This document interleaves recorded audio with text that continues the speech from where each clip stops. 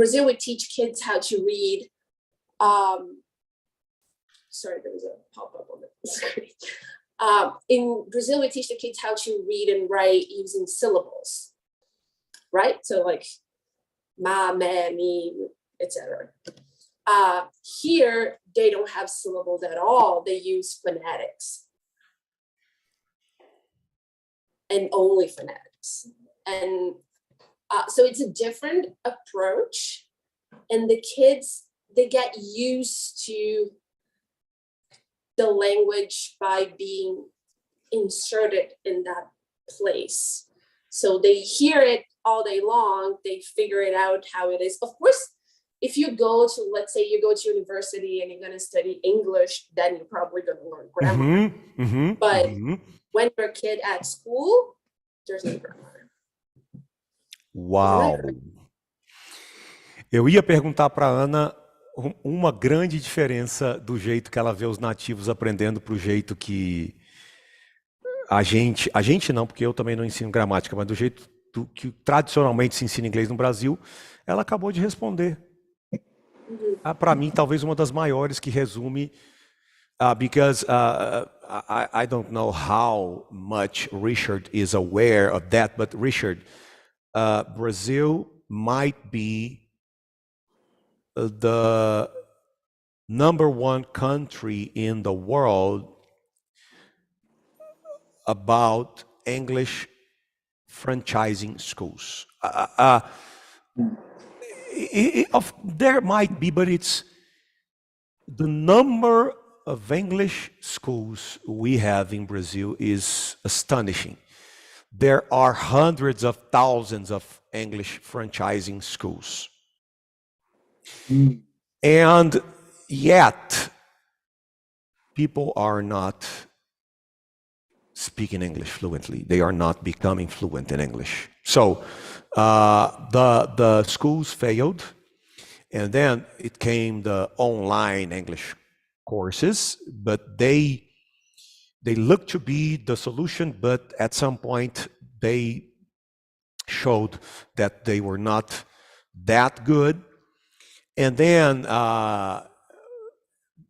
some people started saying, oh, the thing is to teach English with movies and TV shows and songs.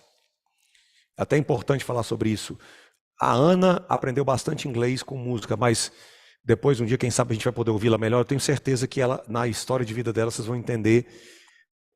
Ela é um em 1 milhão. Rarissimamente alguém vai conseguir do jeito que ela conseguiu.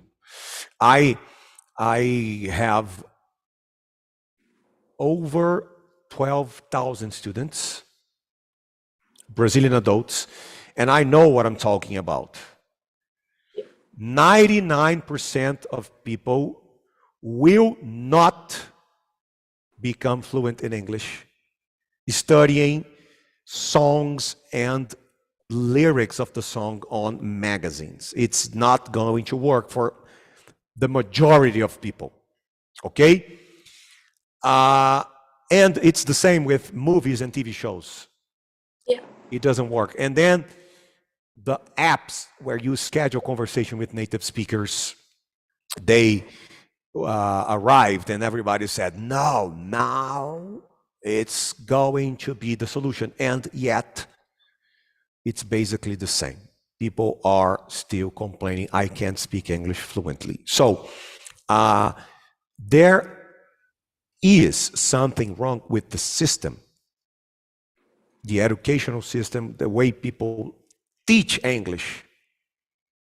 And in my opinion, the #1 problem is to try to have people studying English as an adult instead of guiding them through a process where they will intuitively learn as children.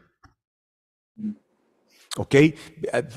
This is, in a nutshell, for me, this is the greatest problem. And for me, something that I use as an evidence of that is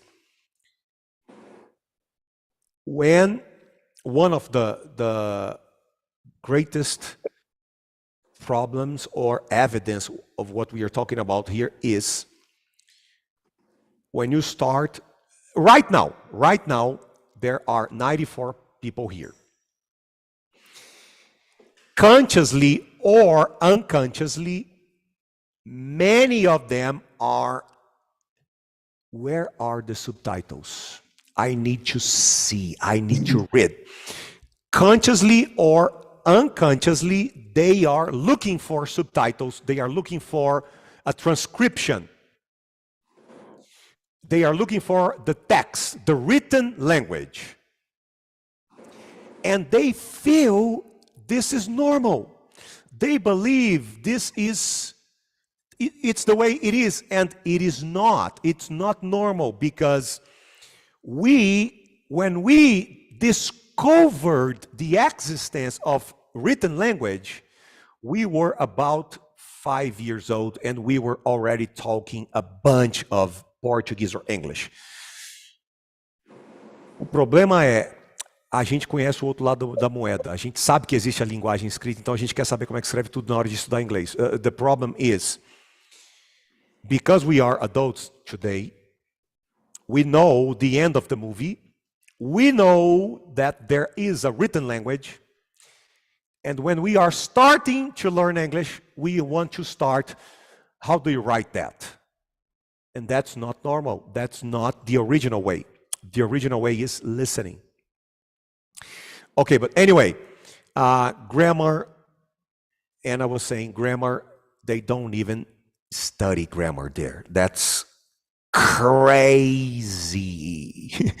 Now, Richard, I understand that you guys have an appointment I think, in a minute, so I'm gonna just ask you, it's fine. We'll just ask you one question.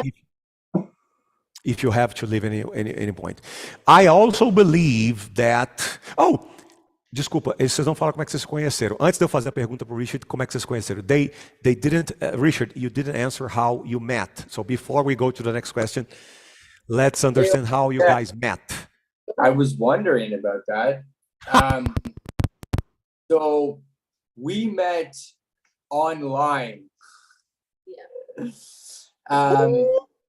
Yeah, I don't know, Brazil, dating apps. So, dating app called Bumble. And wow. She messaged me first. He loves to say that. Because Bumble, the woman has to write first.